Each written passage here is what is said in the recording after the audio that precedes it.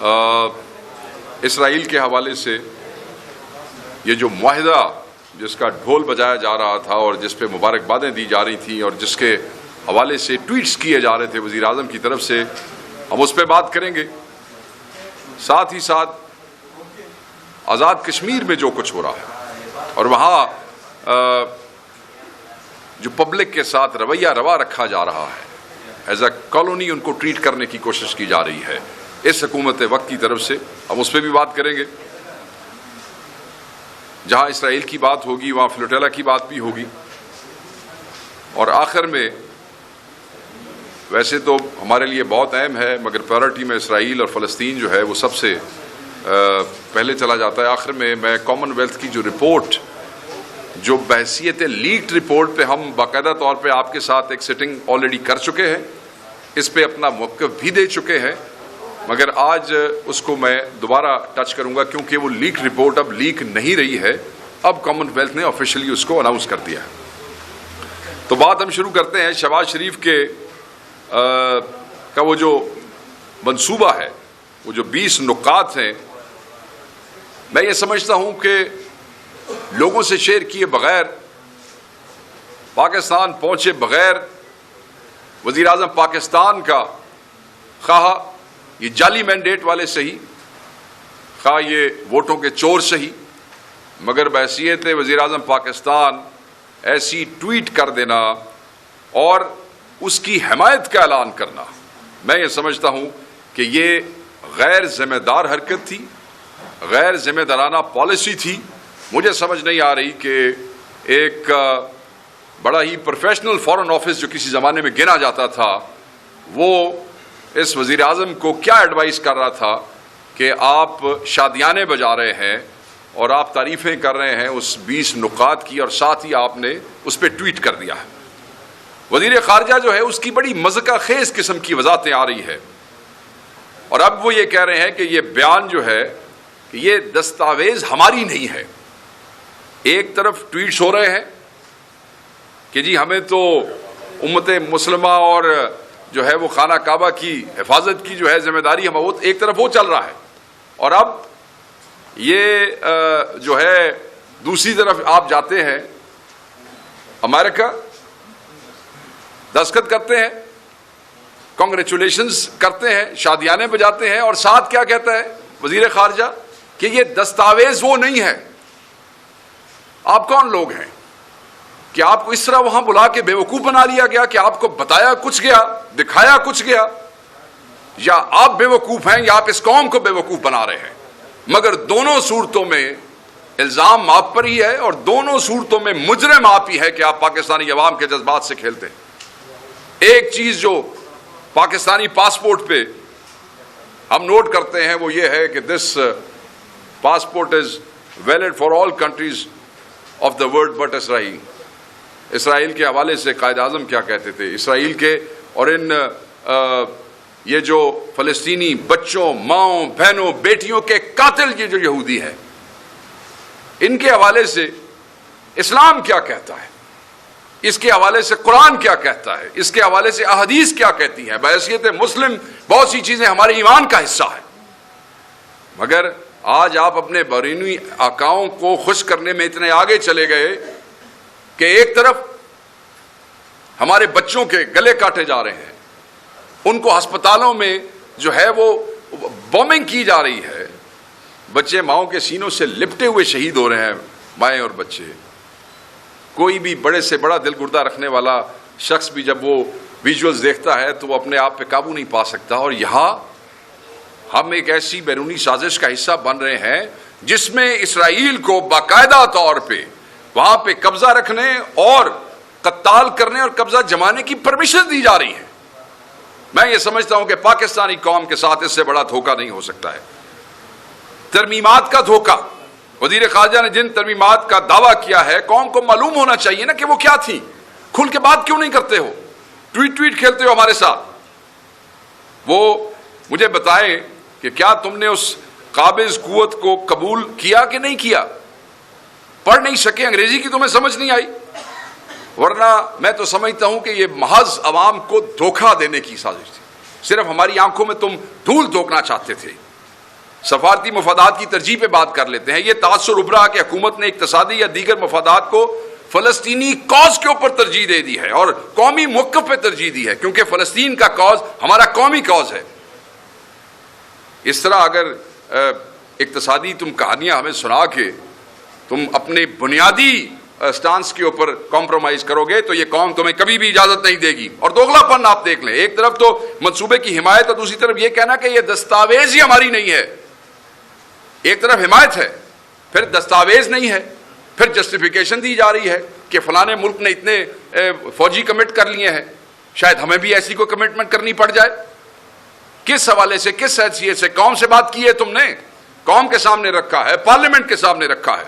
قومی مشاورت کی کمی کے اوپر میں بات کروں گا کہ اس حساس فیصلے سے پہلے کیا آپ کو پارلیمنٹ میں نہیں جانا پڑے گا. مجھے یاد ہے, آپ کو بھی یاد ہوگا, جب ایک کچھ عرصے کے لیے کسی زمانے میں چودھری شجاعت کو بنایا گیا تھا ایکٹنگ پرائم منسٹر, یہ جنرل مشرف دور کی بات ہے, اور یمن والی بات ہوئی تھی تو چیزیں پارلیمنٹ میں رکھی گئی تھی.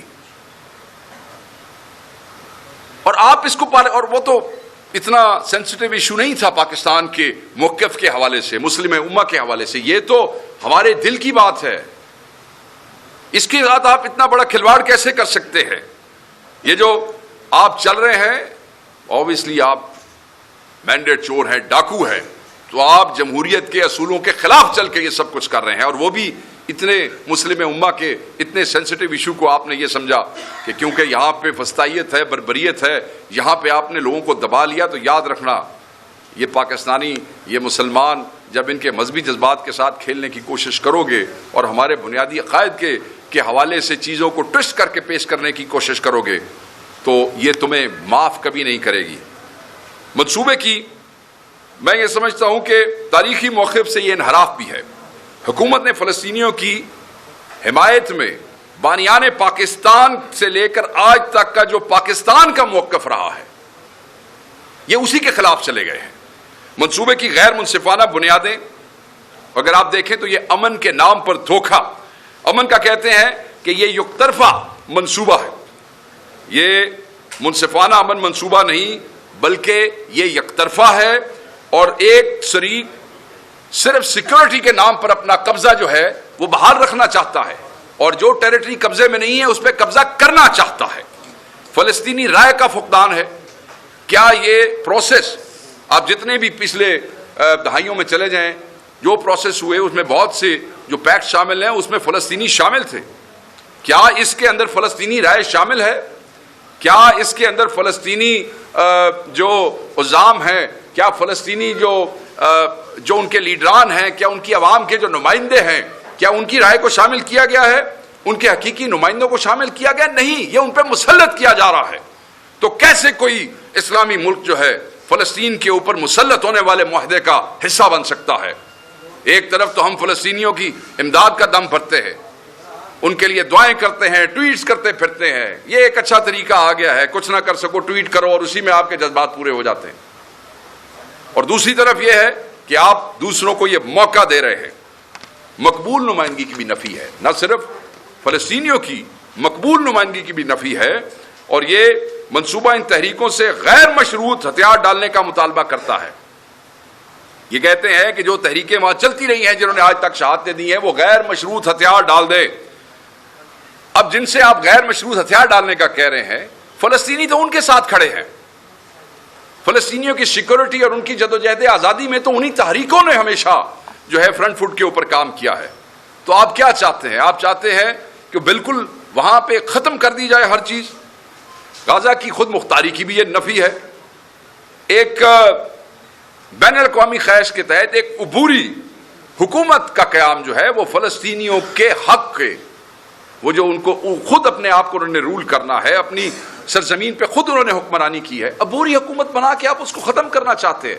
آپ یاد کریں کہ جس وقت پہلے بھی یہ اسرائیل والا معاملہ ہوا تھا, اس وقت بھی اسی قسم کا ایک وائس رائے برٹش بٹھایا گیا تھا, اگر آپ تاریخ میں چلے جائیں تو, اور تب بھی یہی کام ہوا تھا. اور آپ یہ کہہ رہے ہیں عبوری حکومت بنا لیں, کبھی کہتے ہیں ٹونی بلیئر کو بٹھا لیں, کبھی کہتے ہیں اس کو ٹرمپ کو اس کا ہیڈ بنا لیں. میں سمجھتا ہوں کہ یہ دو ریاستی حل کا بھی التوا ہے. یہ منصوبہ دو ریاستی حل کی طرف کوئی واضح اور قابل عمل راستہ نہیں دیتا بلکہ اسے غیر معینہ مدت کے لیے طوالت کا شکار کرتا ہے. بلکہ وہ تو آپ اس کو سنیں, اس قاتل کو, اس بے حیا کو, وہ کیا نام ہے اس کا, وہ جو اسرائیل کا وزیر اعظم ہے نیتن یاہو, آپ اس بغیرت کو سنیں. وہ تو وہ جو اس کے بیانات آ رہے ہیں اس کے حوالے سے تو یہ 20 نکات جو ہے اور یہ ساری کہانی تو ایک سازش لگتی ہے, اور ہے ایک سازش. اس کے بعد بھی ابھی تک وزیر اعظم نے اپنا ٹویٹ واپس نہیں لیا. اس کے بیانوں کے بعد بھی وزارت خارجہ نے ابھی تک یہ نہیں لکھا کہ ہم اگر کوئی دستخط کر چکے ہیں تو ہم اس معاہدے سے واپس نکلتے ہیں. کس بات کا انتظار کر رہے ہیں کہ ہاں ٹھیک ہے پاکستانی میڈیا میں یہ چیز دب جائے گی تو انٹرنیشنل میڈیا میں تو دب نہیں سکتی, چند دن وہاں چلے گی ٹھنڈ, اس بات کا انتظار کر رہے ہیں. قابض طاقت کا ویٹو, وہ کہتے ہیں کہ اس کے اندر چیکوں میں یہ لکھا ہوا ہے قابض طاقت کو یعنی کہ اسرائیلیوں کو ایک سیکیورٹی دائرہ برقرار رکھنے کی اجازت دی جائے گی. سیکیورٹی دائرہ کیا ہے جی؟ یہ جی ایک ریڈ زون ہے, میں مثال دے رہا ہوں, یہ سیکیورٹی زون ہے. وہ سیکیورٹی زون وہ برقرار رکھیں گے. یہ منصوبہ غزہ پر قبضے کی ایک نئی اور خفیہ شکل ہے. اور آپ کس طریقے سے اس کے اوپر مان سکتے ہیں؟ اب جب چیزیں لوگوں کے سامنے آ گئی ہیں, لوگ اس پہ بات کر رہے ہیں, اب تم جو ہے وہ عوامی لائن لینے کی کوشش کر رہے ہو. یہ بھونڈا مذاق مت کرو, لوگ پاگل نہیں ہیں. لوگ 8 فروری کو بھی نکلے تھے, تب بھی تم انہیں پاگل نہیں بنا سکے. اسرائیل پہ اور فلسطین پہ ان کو کیسے پاگل بناؤ گے؟ اور حکومت کی جو خاموشی ہے نیتن یاہو کے بیان پہ, وہ مجرمانہ ہے. شرم آنی چاہیے اس حکومت کو. نیتن یاہو جو باتیں کر رہا ہے, کیوں نہیں مذمت کرتے ہو؟ اور تو کسی کچھ کرنے جوگے ہو نہیں تو مذمت تو کر دو کم از کم. مذمت بھی نہیں کرتے ہیں تو یہ مجرمانہ ہے. کہتے ہیں کہ امن فورس, سیکورٹی خطرات اور اس کی اندرونی سیاست پہ میں چند نقطے جو ہے میں نے نوٹ کیے, میں نے کہا وہ بھی آپ سے شیئر کروں. امن فورس میں شمولیت کا خطرہ, بھائی میں آپ کو پہلے بتا دوں, وہاں بتا رہے ہیں کہ جی انڈونیشیا نے بھی 20,000 آدمی بھیج دیے ہیں, کمٹمنٹ کی ہے. دیکھیں ملک کا امن فورس میں, ہمارے ملک کا اپنے فوجیوں کو بھیجنے کا فیصلہ زیر غور لانا ہمیں ایک نئے اور خطرناک تنازع میں گھسیٹنے کا دروازہ کھول سکتا ہے. ایک ایسی عبوری حکومت جس کو ٹرمپ یا ٹونی بلیئر ہیڈ کرے اور اس کے نیچے کچھ مسلم ممالک جو ہیں وہ اپنی فوج بھیج دیں, اور اگر خدا نخواستہ پاکستان اس کا حصہ بن جائے اور اسرائیل وہ سب کچھ کرے جو نیتن یاہو کہہ رہا ہے, تو پھر آپ دیکھیں کہ پاکستان کے اندر کتنی بڑی ایک بے چینی اور کیا انریسٹ ہو جائے گا اور کتنے مسائل پیدا ہو جائیں گے. تو یہ جو سیاسی حکومت ہے, جو یہ چور حکومت ہے, میں یہ سمجھتا ہوں کہ اسے پاکستانی فوج کو اس قسم کے کسی کانٹروورشل معاملے میں جب تک چیزیں کلیئر نہیں ہو جاتی ہیں, دیکھیں ہم تو یہ سمجھتے ہیں کہ فلسطینیوں کے لیے لڑنا, کسی بھی مسلمان کے لیے کہیں بھی لڑنا, وہ ہمارے ایمان کا حصہ ہے. جس کے ساتھ ظلم ہو رہا ہو, جس کے ساتھ زیادتی ہو رہی ہو, جس کے ساتھ جبر ہو رہا ہو, تو ہم اگر ان کو بچا نہیں سکتے ہیں تو کیا ان کے مارنے والوں کی موجودگی میں اس سیکورٹی زون میں ہم ایک طرف تماشائی بن کے بیٹھے رہیں گے؟ یاد کریں کیا ہوا تھا بوسنیا میں, سربزنیتزا میں کیا ہوا تھا, آپ کو یاد ہے؟ یو این فورسز کی موجودگی میں ہزاروں مسلمان بچے, بچیاں, عورتیں, مرد شہید کر دیے گئے تھے, ہزاروں. اور کیا ہوا اس کے بعد؟ سالوں تک وہ اپنے انصاف کے لیے, کسی کی قبر کا پتہ نہیں, کسی کی لاش کا پتہ نہیں. تو کیا ان مسلمان ملکوں کی فوجوں کو وہاں بلا کے ان کے ہاتھ باندھ کے سائڈ پہ بٹھا کے اسرائیل کے سیکورٹی زون میں سب کچھ ہوتا رہے گا؟ تو یہ ہمارے ملکوں میں تماشا بنوانا چاہتے ہیں. تو یہ اس پہ ڈیلیبریشن کی ضرورت ہے, اور اس کے لیے اس کے اوپر ایک قومی بحث کھولنے کی ضرورت ہے. یہ بڑا سینسیٹیو ایشو ہے. نیتن یاہو تو دیکھیں وہ تو اس کھلا انحراف کر رہا ہے. جیسے وہ ایک فریق جو ہے اس نے 30 سپتمبر کو ہی مکمل انخلاء کے وعدے سے انحراف کر لیا, اور وہ پبلک ہے, آپ لوگوں نے دیکھا سنا, آپ لوگوں نے اس پہ بات کی. میں دوبارہ کہوں گا کہ یہ لوگ جو ہیں ان کو یہ سمجھ نہیں آ رہی. میں یہ سمجھتا ہوں کہ اس میں اگر یہ ہماری فوج کو شامل کریں گے تو پاکستانی فوج کی بدنامی ہوگی.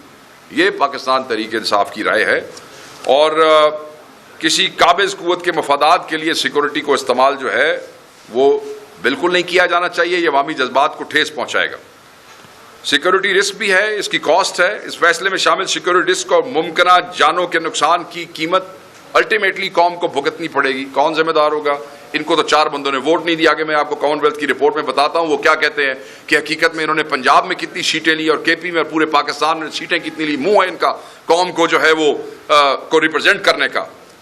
پارلیمنٹ میں مباحثہ لازمی ہے, لازمی ڈسکشن ہونی چاہیے. This is very important, this very sensitive. اس کو ہم نہیں چھوڑ سکتے ان چند unelected non representative entities کے اوپر, اس وسطائی حکومت کے اوپر, اس فارم 47 کے جعلی وزراء اور وزیر اعظم کے اوپر ہم اسے نہیں چھوڑ سکتے ہیں. تو اس لیے اس کا پارلیمنٹ میں آنا بہت ضروری ہے. ساتھ ہی ساتھ اگر آپ یہ دیکھیں کہ خارجہ پالیسی کا جھکاؤ جو ہے, پاکستان نے ہمیشہ اپنی آزادانہ خارجہ پالیسی پر فخر کیا ہے ہمیشہ, مگر اس منصوبے کی حمایت بیرونی دباؤ کے سامنے سر جھکانے کے مترادف ہے. چند ٹکوں کی خاطر یہ مت کریں, اور وہ بھی فلسطین کے حوالے سے. اس قوم کو صرف ٹویٹ اور بیانوں سے مسلیڈ نہیں کیا جا سکتا. آگے ہم آپ کو بتائیں گے کہ آپ کو کیا کرنا چاہیے. قومی مسائل سے توجہ بھی ہٹ رہی ہے. حکومت اس بین الاقوامی تنازع کو استعمال کر کے ملک کی معیشت, تباہ حال معیشت, سیاسی اور عوامی وہ جو توجہ ہے اس سے, اس بحران سے توجہ ہٹانے کی اس بحث میں آپ الجھا دیں. اور یہ ایک ایسا ایشو ہے, آپ کو پتہ ہے کہ اگر اس کے اوپر بحث چھڑ گئی یا اس کے اوپر معاملہ آگے چلا گیا تو پھر تو لوگ تو کھانا بھی بھول جائیں گے. لوگوں کے تو جذبات ہیں, آپ اس کے ساتھ وہ نہیں کر سکتے ہیں. دیکھیں, وسیع تر علاقائی اور بین الاقوامی پس منظر کے حوالے سے بھی کچھ باتیں ہیں. علاقائی یکجہتی پر سوال ہے. جن علاقائی ممالک نے منصوبے کی حمایت کی ہے, ان کی مجبوریوں کو سمجھتے ہوئے پاکستان کو اپنا موقف جو ہے وہ اصولی رکھنا چاہیے, اپنے حساب سے چلنا چاہیے. آپ ہمیں یہ نہ بتائیں فلانے ملک نے کیا کیا اور فلانے ملک نے کیا کیا. آپ اپنے حالات دیکھیں. بڑی طاقتوں کا دباؤ ہے, ہمیں اس بات کا اندازہ ہے. ہم جانتے ہیں کہ عالمی طاقتوں کا بہت شدید دباؤ ہے, لیکن حکومت کو اپنے قومی اخلاقی, ویسے تو اخلاقی تو ان کا جواز ہی کوئی نہیں ہے یہاں بیٹھنے کا, میں کیا ان سے ڈیمانڈ کروں کہ اخلاقیات جو ہے اس کا یہ جواز ہے کہ آپ کو اصولوں کو ترجیح دینی چاہیے. جو ووٹ چوری کر کے آئے ہوں ان کے لیے کیا اصول ہیں اور کیا اخلاق ہے, مگر عوام کے قہر کو دعوت مت دو اور اللہ تعالیٰ کی ذات سے ڈرو. اس قتال میں کسی بھی حوالے سے فیسیلیٹیشن نہیں ہونی چاہیے, کسی بھی حوالے سے. قوم آپ کو کبھی معاف نہیں کرے گی. یہ بین الاقوامی قوانین کی بھی خلاف ورزی ہے. یہ جو کچھ ہوا ہے, یہ 20 نکات, اس میں عالمی قانون اور یونائٹڈ نیشنز کے بہت سی قراردادیں اور قوانین کی بڑی کھلی خلاف ورزی ہے. Why do you want to be party to this? اور وہ بھی اتنے اچھل کے, اتنے ایکسائٹڈ ہو کے. علاقائی طویل مدتی عدم استحکام, اس منصوبے میں ان نکات میں جو خامیاں ہیں, it is bound to collapse at the end of the day. یاد رکھیے گا, it is bound to collapse. اور مستقبل میں نئے تنازعات کو جنم دے گا. تو کیا آپ افورڈ کر سکتے ہیں؟ کیا وہاں ایسے ہو سکتا ہے؟ ان لوگوں کی اتنی شہادتیں, سالوں کی جدوجہد. آپ so be very careful, be wise, be mindful of the fact that people will not forget you and will not forgive you. انسانی حقوق کی پامالی, یہ پچھلا کوئی حساب نہیں. ہاں, جو عورتیں, مائیں, بچے, بیٹے, بزرگ زندہ درگور کیے گئے, زندہ جلا دیے گئے, منصوبہ آ گیا, پچھلا کوئی حساب کتاب نہیں. ان معصوموں کی جانوں کا کون انصاف کرے گا؟ کیا وہ لکھا ہے اس میں؟ کیا اسرائیلی فوج کے ان جرنیلوں کو اور اسرائیلی فوج کو کٹہرے میں لا کے کھڑا کیا جائے گا؟ کیا کسی مسلمان ملک میں اس کی ڈیمانڈ کی ہے؟ کیا وزیر اعظم پاکستان کو یہ ڈیمانڈ نہیں کرنا چاہیے تھا؟ آپ یہ سمجھتے ہیں کہ کیونکہ یہ لاگو ہو گیا, ناؤ کیری آن, پیچھے سب فارغ. یہ ظلم نہیں ہوگا. یہاں تو تم یہ کر سکتے ہو, مگر اللہ کی عدالت میں سب کو جواب دینا پڑے گا. تو میں یہ سمجھتا ہوں کہ انسانی حقوق کی پامالی کو کور کرنے کے اس منصوبے میں جانے سے پہلے قوم کے ساتھ چیزیں شیئر کرے. اگر قوم یہ سمجھتی ہے کہ یہاں نہیں جانا تو یہ غلطی مت کرنا, ویسٹ آف ٹائم ہے. حکومت کو فوری اور غیر مشروط جنگ بندی پہ زور دینا چاہیے. یہاں 20 نکات کے معاہدے ہیں اور ساتھ ہی سینکڑوں بچے لوگ دوبارہ شہید ہو رہے ہیں ڈیلی. کیا رکاوٹ آئی وہاں پہ؟ کیا اس کے بعد اسرائیلی فوج رکی؟ نہ رکی. یہ امن کی قیمت پر سودے بازی ہے. اس منصوبے کے تحت امن کی جو قیمت لگائی گئی ہے نا, اس منصوبے کے تحت وہ فلسطینیوں کی خود مختاری ہے. وہ خود مختاری جس کے لیے انہوں نے ہزاروں جانیں جو ہے وہ دے دی ہے, اور صرف اس دفعہ نہیں، آپ دیکھ لیں جب سے یہ تنازع شروع ہوا ہے کتنی دفعہ جینوسائیڈ ہوئی ہے، کتنی دفعہ میس جو ہے وہاں سے ایوکشنز کی گئی ہیں، لاکھوں میں کی گئی ہیں، مگر وہ لڑتے رہے، انہوں نے اپنی خود مختاری کے لیے جانیں دی ہے. تو یہ معاہدہ اس کی کاسٹ پہ میں نہیں سمجھتا کہ اسے کوئی ایکسیپٹ کرے گا. قابض کی شرائط کی قبولیت آپ کر رہے ہیں. میں نے کہا کہ حکومتی حمایت کا مطلب ہے کہ پاکستان نے قابض طاقت کی یک طرفہ شرائط کو قبول کر لیا ہے. کیسے؟ کس سے پوچھ کے؟ کس نے تمہیں مینڈیٹ دیا ہے؟ نیتن یاہو کا دورہ معیار میں آپ سے پہلے ڈسکس کر چکا ہوں. یہ فیصلہ پاکستانی قوم کے جذبات، تاریخ اور نظریاتی موقف کی خلاف ورزی ہے. اس کی اجازت پاکستانی قوم آپ کو بالکل نہیں دے گی. بالکل ہم آپ کو وارن کرتے ہیں. آزاد خارجہ پالیسی کا مطالبہ، مگر وہ اب میں دیکھتا ہوں کہ وہ تو کوئی خاص آزاد نہیں رہی ہے. اس پہ آپ کو آزاد پالیسی جو ہے اس کے ساتھ سامنے آنا پڑے گا. اگر آپ نہیں آئیں گے تو میں نے جیسے آپ کو دوبارہ کہا کہ آپ کے ساتھ وہی ہوگا. یہ کیونکہ ریسنٹ ہے، اسرائیل کا ذکر ہو اور اس میں ہم اس کا ذکر نہ کریں گلوبل سمرٹ فلوٹیلا کا، جس کا مقصد صرف انسانی امداد پہنچانا ہے، اسے زبردستی روکا گیا. درجنوں کشتیوں کو بین الاقوامی پانیوں میں ہائی جیک کیا گیا ہے، اور یہ پہلی دفعہ نہیں ہوا. آپ کو یاد ہوگا کہ لاسٹ ٹائم بھی ایسے ہوا تھا. یہ بین الاقوامی قانون، اقوام متحدہ کے چارٹر اور انسانی ہمدردی کے تمام اصولوں کی کھلی خلاف ورزی ہے. کیوں نہیں بات کرتے اس کے اوپر وہ لوگ جنہوں نے بیٹھ کے آپ سے یہ معاہدے کروائے ہیں؟ آپ ان سے یہ تقاضا کیوں نہیں کرتے؟ آپ وہاں امن کرنے کے نام کے اوپر وہ تباہ ان کو اس میں شامل ہونا چاہتے ہیں. جہاں آپ 2 کشتیاں نہیں وہاں پہنچا سکتے جو کہ عین قانون کے مطابق ہے، اس میں کوئی عسکری معاملات نہیں ہے، اس میں کھانے کی چیزیں ہوں گی، ہیلپ ہوگی. آپ ریلیف گڈز پہنچانے میں انشور نہیں کر سکتے کوئی فیسیلیٹیشن، اور آپ لگے ہیں وہاں چلے ہیں 20 نکات کے ساتھ جا کے آپ سمجھتے ہیں کہ آپ کو بہت بڑے بین الاقوامی ایکشن کا حصہ بن گئے، جس سے کو مسلمانوں کو بولو پاکستانی کو پاگل سمجھتے ہو. دنیا دیکھ رہی ہے کہ اسرائیل انسانی جانوں، انسانی حقوق اور انسانی ہمدردی کے تمام اصولوں کو پامال کر رہا ہے. اگر آپ بین الاقوامی تاریخ کو دیکھیں، جب کوئی انسانی ہمدردی کی بنیاد پر امداد لے جانا چاہتا ہے تو جنیوا کنونشنز کے اکارڈنگلی اور UNCLOS کے مطابق اس کے راستے کو نہیں روکا جا سکتا ہے، مگر یہ ہمیشہ حرکت ادھر سے ہوتی ہے. 2010 میں بھی آپ کو یاد ہوگا کہ ماوی مارمرا فلوٹیلا پر اسرائیل نے حملہ کر کے 10 سے زائد امدادی ورکرز کو شہید کیا تھا. دوبارہ یہی ہوا، اور UN رپورٹ نے اسرائیل کے اس قدم کو غلط ڈکلیئر کیا تھا، اس کی مذمت کی تھی.